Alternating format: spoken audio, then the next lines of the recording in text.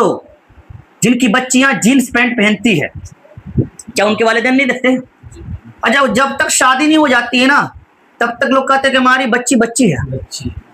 शादी नहीं हुई है तो हमारी बच्ची गुड़िया है, मतलब भोली भाली है। बालिग हो गई है फिर भी शॉर्ट पहन रही है, बालिग हो गई है फिर भी जीन्स पहन रही है, बालिग हो गई है फिर भी हाफ वाला पहन रही है, बालिग हो गई है फिर भी मतलब ऐसा वो पहन रही है कि पेट वगैरह सब दिख रहा है। लहंगा पहनती हो, ब्लाउज पहनती हो, दीगर चीजें जो पहनती हो वलीमा वगैरह में, और खरीद करके देने वाला कौन है? उसी का बेगैरत बाप और भाई देने वाला है। हाफ जीन्स पहन करके लाने वाला कौन? उसका बाप।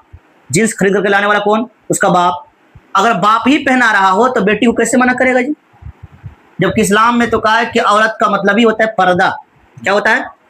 पर्दा, यानी कि छिपाने वाली चीज। और आप उसे क्या कर रहे हैं?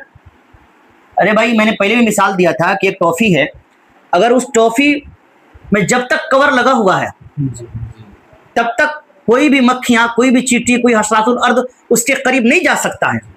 लेकिन जैसे ही टॉफी को कवर से बाहर किया आपने, चॉकलेट को प्लास्टिक हटाया आपने, तो थोड़ी देर के बाद मक्खियां भी आनी शुरू हो जाएगी, थोड़ी देर के बाद चींटी भी आनी शुरू हो जाएगी, है ना। इसी तरीके से जब तक आप अपनी औरतों को पर्दे में रखा, दुनिया की कोई मक्खी, कोई भी चींटी उसके करीब नहीं आएगी।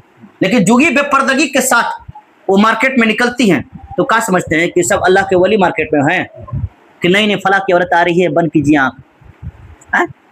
जीन्स पहन करके वो चमकाती हुई, लहराती हुई, मटकाती हुई जाएगी, तो जाहिर सी बात है सब देखेगा नहीं? अरे भाई, सब देखता है। और फिर लोग कहते हैं कि नहीं, मर्द को निगाहें नीची कर लेनी चाहिए और औरतें खुलेआम घूमे।